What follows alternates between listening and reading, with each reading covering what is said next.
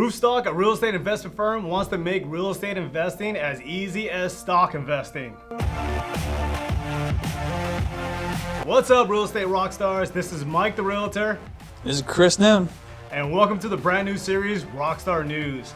It's in conjunction with my monthly newsletter, in which you're going to want to subscribe by hitting that button right down there or clicking in the description below. Why do you want to subscribe, you ask? Because buying and selling a home for most people is one of the largest financial transactions that they're ever going to make, and it may be as well for you, or it may be as well for you.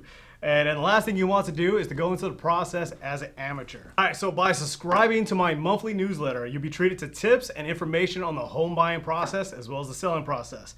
And there'll be tools as well as ways to win up to $600 every single month.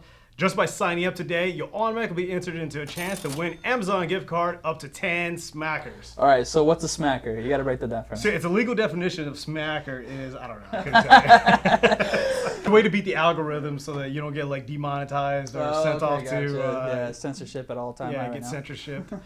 Yeah. All right, so don't forget to subscribe to the channel, and if you're on Facebook, go ahead and like and share the story as well, or share this video. All right, so the Wall Street Journal is reporting that California-based startup Roofstock has launched a new service where investors can buy stakes as low as 10% in single-family rental homes, as the company hopes to make housing investments a lot more like buying stocks and bonds. So essentially, I don't need to be like an actual homeowner to get in on this, right? No, not at all. Essentially, you create an account with Roofstock.com, you set it up, and you start, buying stocks. Just like, kind of like if you were to go to Vanguard or Fidelity. Okay. Yeah, absolutely. I'm using like Ameriprise Financial, so I can do stocks through there. But apparently through Roofstock, I can actually be an investor in the home. Right? Yeah, you can be an investor in a home, and yeah, so it's really cool. Like I've checked them out before. I've used them with other investors to find other properties out there.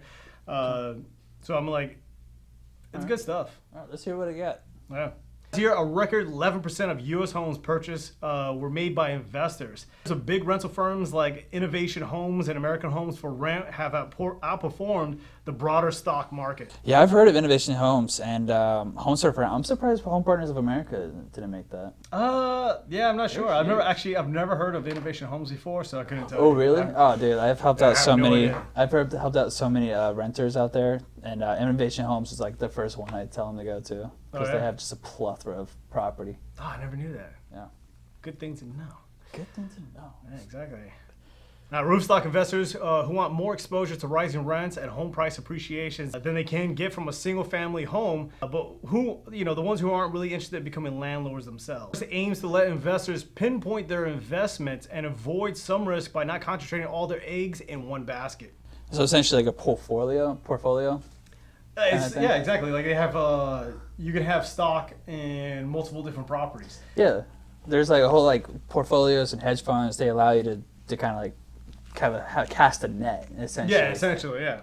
So they cast a huge net, just like if you were to buy, stock in a major U.S. corporation. You don't own the whole corporation. No, you don't make any decisions on that corporation, just like here. So yeah. Okay. So it really essentially at the fingertips, you're just like you can be an investor without actually owning property. Yeah, gist of it is. That's pretty cool. All right, best case scenario, the shares which pay quarterly dividends can reach or return between 5 to 7% annually.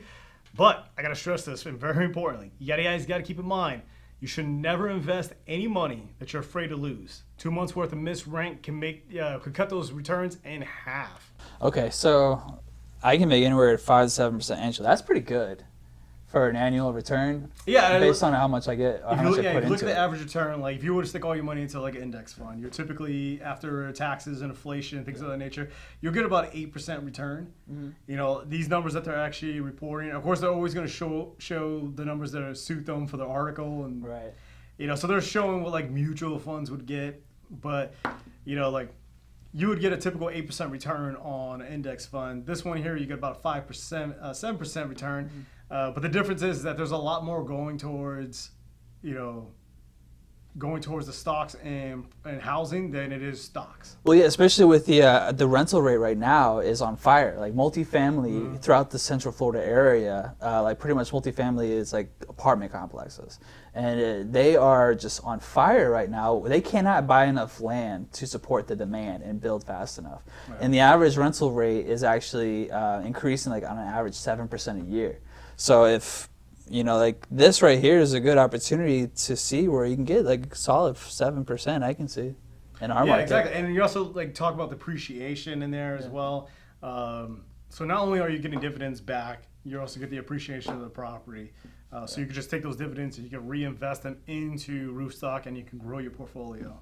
That's pretty cool. That's something I'm gonna look into. Oh, definitely. I'm gonna check it out.